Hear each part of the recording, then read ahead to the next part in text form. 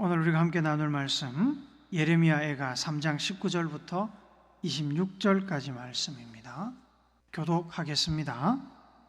내 고초와 재난 곧 쑥과 담즙을 기억하소서. 이것을 내가 내 마음에 담아 두었더니 그것이 오히려 나의 소망이 되었사오면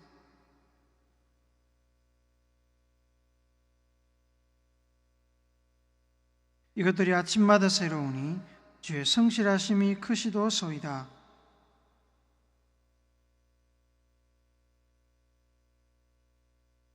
기다리는 자들에게나 구하는 영혼들에게 여호와는 선하시도다.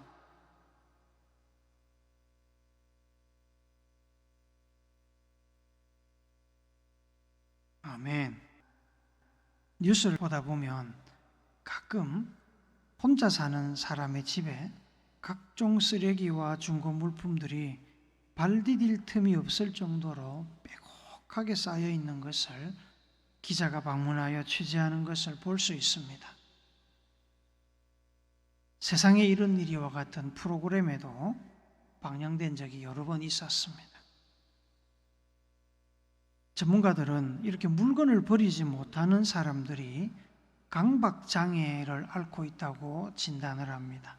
그 중에 저장강박증을 앓고 있는 사람들이 이렇게 뭘 버리지 못하고 계속 물건을 쌓아둡니다. 예전에는 주로 노인들에게서 이러한 일들이 많이 발견이 되었는데 요즘은 혼자 사는 2030 세대 중에도 이런 증세를 보이는 사람들이 많이 있다고 합니다. 물건을 버리는 결정과 버리는 과정 자체를 노동으로 생각을 하고 무기력감과 우울증 증세가 있는 젊은이들이 버리기를 주저하기 때문에 물건이 계속 쌓인다고 합니다. 심하면 배달 음식 쓰레기들도 그냥 집 안에 방치해 놓고 있는 사람들도 있습니다. 특히 이 젊은 사람들에게 이러한 증상은 저장 강박증에서 유래하기도 하지만 동시에 리셋 증후군에서 유래하기도 합니다. 리셋 증후군이 뭔지 아십니까? 리셋 증후군은 컴퓨터에 있는 리셋 버튼을 누르면 컴퓨터가 순식간에 초기화되듯이 현실도 그렇게 되돌릴 수 있다고 착각하고 눈앞에 보이는 지저분한 것들을 그냥 내버려 두는 증세입니다. 언젠가 리셋 버튼을 누르기만 하면 한 번에 다 치울 수 있다고 착각하는 겁니다. 저도 저장 강박증이 좀 있습니다. TV에 나오는 사람들처럼 강하지는 않지만 물건을 잘 버리지 못합니다. 쓸만한 물건이면 계속 어딘가에 쟁여두려고 합니다. 그래서 지금도 저의 옷장을 보면 20년 된 양복부터 유행이 한참 지난 바바리 코트까지 여러 옷들이 사용되지 않은 채 그냥 걸려 있습니다. 교회 창고방에는 사용하지 못하는 컴퓨터가 여러 대 있습니다. 언젠가 부품으로라도 사용할 수 있다는 생각 때문에 버리지 못하고 남겨둔 것입니다. 몇 달 전에 그 중에 부피가 큰 몇 개를 버렸습니다. 힘든 결정이었습니다. 막상 버리고 나니 너무 시원하고 좋았습니다. 제가 물건을 잘 버리지 못하는 것이 강박증의 일종인지는 잘 모르겠지만 버리지 못하는 이유는 압니다. 어릴 때부터 가난하게 살아서 무엇 하나 낭비하는 것을 매우 싫어합니다. 배가 불러도 음식을 끝까지 먹으려고 하고 옷이나 신발은 헤어져서 입지 못할 정도가 되어야 버립니다. 그런데 버리지 않고 놔둬도 사용하지 않는 것이 더 많습니다. 유행이 지나고 색이 바랜 낡은 옷들, 쓸 수 없는 고장난 기계들, 먼지가 뿌옇게 쌓인 도구나 기타 물품 등 2, 3년 동안 한 번도 사용한 적이 없는 것들이 공간을 차지하고 있습니다. 어떤 것들은 있는지조차도 모릅니다. 오래되어 좋은 것들도 있다고 하지만 제가 가지고 있는 것들은 오래되어 좋은 것들이라기보다 그냥 낡은 것, 부품들, 소용가치가 없는 것들이 더 많습니다. 버려도 살아가는데 아무런 지장이 없는 것들입니다. 그런 것들이 저의 삶의 공간을 차지하고 있고 공기를 탁하게 만들고 분위기를 올드하게 만듭니다. 새로움을 느끼지 못하게 합니다. 앞으로 나아가려는 저의 발목을 잡고 있는 과거의 족쇄 같은 느낌이 들기도 합니다. 새해에는 좀 많이 버려야겠다는 생각을 가지고 있습니다. 그것이 잘 될지는 미지수지만 일단은 결심을 해봅니다. 뭔가 새로운 출발을 하려고 하면 우리는 과거의 것을 과감하게 버려야 할 때가 있습니다. 1993년에 삼성그룹의 당시 회장이었던 고 이건희 회장은 마누라와 자식만 빼고 다 바꾸라며 회사를 혁신시켰던 일이 있었습니다. 이건희 회장은 삼성그룹 전체 직원들을 각성시키기 위해서 그때 삼성이 만들고 있던 그 핸드폰들을 회사 마당에 산더미처럼 쌓아놓고 불을 질러버렸습니다. 충격이었습니다. 회사만 충격이었던 게 아니라 우리나라 사회 전체가 충격이었고 세계적으로도 흔하지 않는 일이라서 뉴스를 탔습니다. 혁신에 대한 회장의 확고한 의지를 각인시켰던 일이죠. 새로운 진보나 도전의 출발은 묵은 것을 버리는 일부터 시작합니다. 습관, 생각, 사람들과의 관계, 물건, 장소 등등 무엇이든지 혁신과 진보를 방해하고 우리를 과거에 묶어두려는 것은 무엇이든 버려야 앞으로 나갈 수 있고 버려야 새로운 것을 채울 수 있습니다. 버리지 못하고 과거의 것들 붙들고 있으면 새로운 것은 결코 받아들일 수 없습니다. 신앙도 그렇습니다. 불신앙을 버려야 신앙을 받아들일 수 있고 구태의연하고 맹목적이고 형식적인 신앙의 구습을 버려야 새로운 신앙, 새로운 은혜, 새로운 감동을 받아들일 수 있습니다. 작년 것을 버려야 올해 새 것을 얻을 수 있습니다. 10년 전, 20년 전에 받은 은혜를 이제는 떠나보내야 새로운 은혜가 우리의 삶을 채울 수 있습니다. 사도 바울은 에베소서 4장 22절에서 이렇게 성도들에게 당부합니다. 같이 읽읍시다. 시작. 너희는 유혹의 욕심을 따라 썩어져가는 구습을 따르는 옛사람을 벗어버리고 헌옷을 버려야 새 옷을 입을 수 있듯이 옛 습관을 버려야 새 습관을 가질 수 있습니다. 예수님을 알기 전에 가지고 있던 세상의 풍습과 인간적인 욕망을 버려야 예수님의 십자가의 은혜와 사랑, 하나님의 뜻과 가르침을 받아들일 수 있습니다. 예수님께서도 비슷한 당부를 하셨습니다. 누가복음 9장 62절 같이 읽어봅니다. 시작. 예수께서 이르시되 손에 쟁기를 잡고 뒤를 돌아보는 자는 하나님의 나라에 합당하지 아니하니라 하시니라. 사역 중에 예수님께서 어떤 사람들을 만나셨습니다. 예수님이 볼 때 괜찮았던 것 같습니다. 그들에게 나를 따라오라고 초청하셨습니다. 그런데 그들 중에 어떤 사람이 예수님께 돌아가서 아버지 장사를 치르고 따라가게 해주세요 라고 부탁을 했습니다. 또 어떤 사람은 가족들에게 돌아가서 인사하고 오겠습니다 라고 이야기를 했습니다. 그렇게 대답하는 이들에게 누가복음 9장 62절과 같이 주님께서 말씀하셨습니다. 쟁기를 잡고 뒤를 돌아보는 자는 하나님의 나라에 합당하지 아니하니라. 부모님 장례를 치르는 일, 가족들에게 작별 인사를 하는 일이 나쁜 일이라서 예수님께서 뒤를 돌아보지 말라고 말씀하신 것 아닙니다. 누가복음 9장 62절의 말씀은 순종의 신속성을 강조하는 말씀이고, 동시에 부름받은 사람에게 뒤돌아보며 미련 가지는 일, 과거에 얽매이는 있는 일이 적합하지 않음을 강조하시는 말씀입니다. 한 해를 보내고 새해를 맞이하며 우리는 떠나보내는 2024년과 함께 우리의 삶에서 떠나보내야 할 것이 있는지 점검해 봐야 됩니다. 가치도 없고 더 이상 사용하지 않지만 버리지 못하고 붙들고 있는 낡은 물건이 여러분의 옷장과 창고를 차지하고 있지 않습니까? 10년, 20년 지나버린 과거의 생각, 과거의 사고방식을 아직도 붙들고 새로운 시대의 새로운 사고방식, 하나님의 뜻과 인도하심을 밀어내고 있지는 않습니까?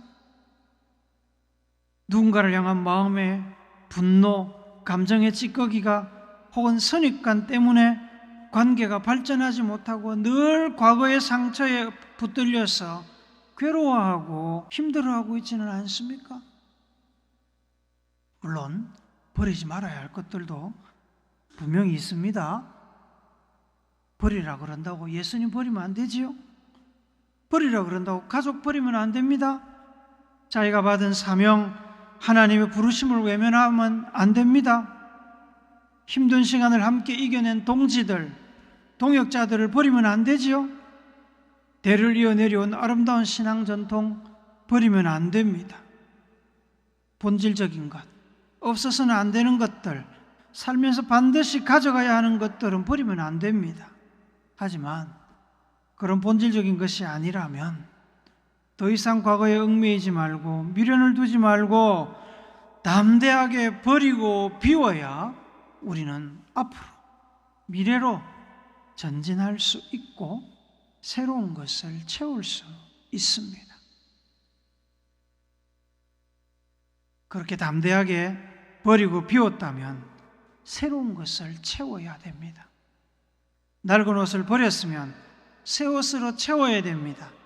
낡은 옷 다 내다 버리고 옷장을 비워두면 처음에는 옛날 것이 없어서 깨끗하고 시원해 보이지만 그 옷장을 새로운 것으로 채우지 않으면 뭐가 쌓입니까? 먼지만 쌓입니다. 그리고 낡은 옷을 버린 것을 후회하게 됩니다. 비우고 버리는 일을 후회하게 되면 다시 과거의 습관으로 돌아갑니다. 그리고 그 다음에는 더 버리기가 어려워집니다. 예전에 한번 버려보니까 이거 못할 짓이더라 이렇게 돼버리면 그 다음부터는 아예 못 버리는 겁니다. 생각이나 신앙도 그렇습니다. 낡은 생각, 올드한 생각을 버렸다면 새로운 생각으로 채워야 됩니다. 낡고 관습적인 신앙을 버렸다면 새롭고 신선한 신앙을 품어야 됩니다. 그러지 못하면 다시 낡은 생각이, 낡은 신앙이 우리의 마음과 생각을 차지하고 과거보다 더 답답하고 더 관습적인 신앙을 갖고 살도록 만들어 버립니다. 귀신을 쫓아내고 병든 자들을 고치고 죽은 자를 살리신 예수님을 보고 예수님을 믿게 되었다면 이제 예수님의 말씀으로 마음과 생각을 채워야 합니다. 예수님을 믿은 뒤에 신앙을 성장시키는 후속 조치가 없으면 우리의 신앙은 다시 과거로 돌아가거나 더 악화될 수 있다고 예수님께서 경고하셨습니다. 마태복음 12장 43절 45절을 같이 읽도록 합시다. 시작. 더러운 귀신이 사람에게서 나갔을 때에 물 없는 곳으로 다니며 쉬기를 구하되 쉴 곳을 얻지 못하고 이에 이르되 내가 나온 내 집으로 돌아가리라 하고 와보니 그 집이 비고 청소되고 수리되었거늘 이에 가서 저보다 더 악한 귀신 7을 데리고 들어가서 거하니 그 사람의 나중 형편이 전보다 더욱 심하게 되느니라. 이 악한 세대가 또한 이렇게 되리라. 대학생이 되면 이제 곧 중고등학교 미성년자의 의존적이고 수동적인 생활, 수동적인 신앙생활에서 벗어나야 합니다. 성인이 되고 대학생이 된 사람들에게 어울리는 능동적이고 성숙한 신앙생활, 성숙한 생활을 해야 합니다. 부모가 떠먹여주는 밥만 먹던 삶에서 벗어나서 스스로 건강한 삶을 위하여 챙겨 먹고 운동도 해야 됩니다. 신앙 성숙을 위해서 수련회도 참석하고 기도 시간도 늘리고 신앙 서적과 성경도 읽고 하나님의 뜻과 시대를 분별하고 사명을 찾아 이루기 위해서 지속적으로 하나님의 임재와 은혜를 추구해야 됩니다. 에베소서 4장 22절에서 너희는 유혹의 욕심을 따라 썩어가는 구습을 따르는 옛사람을 벗어버리라고 말씀한 뒤에 사도 바울은 성도들에게 이어서 이렇게 당부를 합니다. 같이 읽어봅시다. 23절 24절 시작. 오직 너희의 심령이 새롭게 되어 하나님을 따라 의와 진리의 거룩함으로 지으심을 받은 새 사람을 입어라. 옛사람을 버리고 새 사람을 입어야 됩니다. 그래야 새로운 삶을 살 수 있습니다. 새 사람을 입는 것은 하나님의 의와 진리라는 실로 짠 거룩함이란 옷을 입는 것을 말합니다. 하나님의 의와 진리는 하나님께서 성경을 통해서 혹은 성경의 임재와 은혜를 통해서 주시는 하나님의 가르침이고 하나님의 뜻입니다. 하나님을 버리고 욕심과 세속에 물든 이 사회, 이 세상에서 그리스도를 따르는 성숙한 성도의 삶을 살고자 한다면 심령이 새롭게 되지 않고서는 불가능한 일입니다. 과거의 옷, 세속에 물든 옷을 벗어버리고 하나님과 하나 될 수 있는 거룩의 옷을 입어야 새로운 삶을 살 수 있습니다. 그리하여 시대를 분별하고 갈 길과 가지 말 길, 할 일과 하지 말 일을 구분하고 실천할 수 있는 주체적인 신앙의 삶을 살아야 합니다. 그렇지 않으면 아무리 새해가 되고 새로운 결심을 해도 우리는 작년과 별반 다를 바 없는 삶, 과거와 똑같은 삶을 반복해서 살아갈 뿐입니다. 예수님께서는 부활하신 후에 제자들에게 자신을 보이시면서 이렇게 말씀하십니다. 요한복음 20장 22절 같이 읽습니다. 시작. 이 말씀을 하시고 그들을 향하사 숨을 내쉬며 이르시되 성령을 받으라. 성령을 받아서 예수님의 십자가와 부활 사건을 통해서 경험하고 비워진 그 마음을 채워야 되는 겁니다. 은혜 받은 그 마음을 성령으로 채워야 되는 겁니다. 그렇지 않으면 악한 것들이 다시 돌아오고 마음의 근심과 걱정이 다시 돌아오고 결국에 다시 바닷가로 물고기 잡으러 가는 일이 일어나는 겁니다. 그래서 예수님께서 성령을 받으라고 말씀을 하셨습니다. 성령으로 채워야 성령이 우리를 새로운 삶, 과거와는 다른 삶을 살게 하십니다.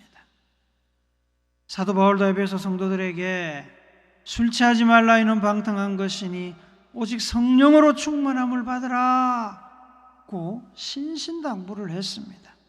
술로 채우지 말고, 인생을 술로 채우지 말고 성령으로 채워라. 드라마 대신 기도하고 인터넷에 떠도는 잡다한 지식 대신 하나님의 말씀으로 너네 인생을 채우라고 말씀하십니다. 그런데 여러분, 새로운 무언가를 시작하는 일은 사실 두려운 일입니다. 우리는 익숙한 곳에 머물고자 하는 습성이 있습니다. 익숙한 환경, 익숙한 생각, 익숙한 관습 안에 머물며 변화를 거부하는 습성이 있습니다. 익숙한 곳에서 우리는 안정을 찾습니다. 그것은 변화, 곧 새로운 삶에 대한 두려움 때문입니다. 새롭게 시작하는 것은 사실 쉬운 일이 아닙니다. 어렵습니다. 병아리가 알을 깨고 밖으로 나오는 일, 아기들이 어머니의 뱃속에서 나오는 일은 무지 어렵고 힘든 일입니다. 특별히 지금도 괜찮고 좋은데라는 생각을 하고 있다면, 난 이대로가 좋아 이 생각하고 있다면, 굳이 과거를 정리하고 새로운 삶을 살고자 하면 귀찮고 의미가 없어 보이고 현재 가지고 있는 평안함, 특권, 안락함을 잃어버릴 것 같아서 두려운 마음이 드는 것은 당연한 겁니다. 그러나 하나님은 우리가 앞으로 나가기를 원하십니다. 하나님은 우리가 성장하기를 바라십니다. 더 성숙하고 더 하나님과 친밀하고 더 하나님의 뜻을 명확하게 분별하고 더 순종적이고 더 열정적으로 하나님의 나라를 세워가기를 기대하십니다. 엄마 뱃속이 좋다고 계속 그 안에 있을 수 없습니다. 알 안쪽이 편하다고 그 안에 계속 머무를 수는 없는 겁니다. 큰일 납니다. 그러면 성장하고 앞으로 나가는 일은 선택이 아닙니다. 필수입니다. 고인물은 썩고 익숙해진 관습은 영혼을 잠들게 만듭니다. 시대의 변화를 놓치면 구시대의 유물로 전락합니다. 변화에는 두려움이 있지만 성도들이 걱정할 필요가 없습니다. 하나님은 우리를 사랑하시고 우리와 함께 하시고 우리의 길을 인도하십니다. 하나님은 우리에게 소망을 주시고 그 소망을 이루시는 분입니다. 오늘 우리가 읽었던 본문 예레미야에 가서는 예레미야 선지자가 이스라엘 민족의 패망이라는 큰 고통의 시간을 겪었을 때 기록한 말씀입니다. 나라가 망했으니 얼마나 슬펐겠습니까? 그래서 애가를 지었습니다. 슬플 애자입니다. 바벨론 군대에 의해서 남유다가 멸망했습니다. 예레미야와 이스라엘 백성들은 단 한 치의 앞도 볼 수 없는 불확실성의 시대를 살았습니다. 그 고통의 시간을 겪으며 예레미야는 눈물로 하나님 앞에 기도하고 있었습니다. 자기가 당한 일, 나라의 운명을 보면서 예레미야는 낙심했습니다. 20절에 보니까 내 마음이 그것을 기억하고 내가 낙심이 되었습니다. 마음이 주저앉아서 일어설 힘도 없고 희망도 없고 뭘 말도 못하겠고 먹는 것도 생각나도 안 하고. 그런데 그렇게 낙심하게 되었는데 낙심으로 모든 것이 끝난 것은 아닙니다. 21절부터 23절 우리 한 번 더 읽어봅시다. 같이 읽습니다. 시작. 이것을 내가 내 마음에 담아 두었더니 그것이 오히려 나의 소망이 되었사옴은 여호와의 인자와 긍휼이 무궁하심으로 우리가 진멸되지 아니함이니이다. 이것들이 아침마다 새로우니 주의 성실하심이 크시도소이다. 희망이라고는 없는 절체절명의 순간에도 상황과 하나님을 곰곰이 묵상해 보니까 아무리 상황이 어려워도 하나님은 소망이 되신다고 선지자는 고백하지 않을 수가 없었습니다. 왜 그렇게 고백했을까요? 여호와의 인자와 긍휼이 무궁하시기 때문입니다. 한계가 없으시기 때문입니다. 하나님이 나라의 패망이나 그 이상의 절망보다 더 크시기 때문입니다. 하나님께서 살아계시는 한 성도는 완전히 망할 수 없습니다. 하나님은 성실하신 분입니다. 아침이 되면 어김없이 해를 띄우시고 밤이 되면 달과 별들을 띄우시는 분입니다. 하나님의 은혜와 사랑, 인자와 긍휼이 아침마다, 낮마다, 밤마다 변함없이 우리에게 전해지고 있습니다. 그래서 새로운 해, 새로운 삶을 시작하며 앞날을 볼 수 없기에 두려움이 엄습하고 우리를 흔들 수 있지만 우리는 소망 되시는 하나님을 의지하며 담대하게 앞으로 전진할 수 있습니다. 우리 주머니에 있는 돈 때문이 아니라, 우리가 가지고 있는 안락한 직장이나 가정이나 학교 때문이 아니라 우리 주님 때문에, 소망 되시는 신실하시고 성실하신 그 하나님 때문에 우리는 전진할 수 있습니다. 여호와는 우리의 흔들림 없는 기업이시고, 여호와는 여호와를 찾는 자에게 선하신 하나님이십니다. 여호와만 바라보고 담대히 전진하며 하나님의 뜻을 구하면 하나님께서 길을 여시고 어둠을 밝히시고 문제를 해결하실 것입니다. 사랑하는 오물교회 성도 여러분, 2025년 첫 시간에 하나님께 예배를 드리는 여러분을 축복합니다. 과거는 이제 과거에 묻어두고 새로운 삶을 사시기를 바랍니다. 옛사람을 벗어버리고 거룩함의 새 옷을 입으시기 바랍니다. 우리가 처한 환경은 여전히 어려울 것입니다.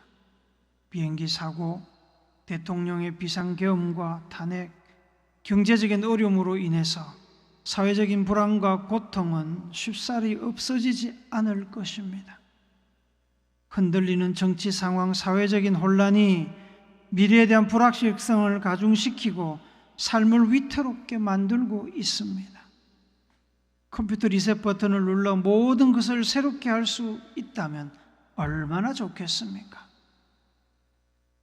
그러나 현실은 그렇게 되지 않지요. 그러한 현실이 우리를 우울하게, 낙심하게 만듭니다. 그러나 여러분, 그러한 상황이 우리를 과거에 슬픔과 고통과 무기력함과 절망에 묶어두지 못합니다. 잠시 낙심할 수는 있지만 우리는 일어나게 될 것입니다. 그것은 우리가 믿고 따르는 하나님께서 인자와 긍휼이 무궁하시고 아침마다 성실히 우리를 품어주시고 인도하시고 우리를 살게 하실 것이기 때문입니다. 세상을 봐서는 새롭게 살 수 있는 방법이 없지만 하나님을 바라보면 우리 안에서 새롭고 놀라운 일을 하시는 하나님으로 인해 소망을 품고 새 출발할 수 있습니다. 선하신 하나님과 함께 소망을 품고 새롭게 시작하는 복된 한 해가 되시기를 생명 주시기까지 우리를 사랑하시는 예수님의 이름으로 축복합니다. 아멘.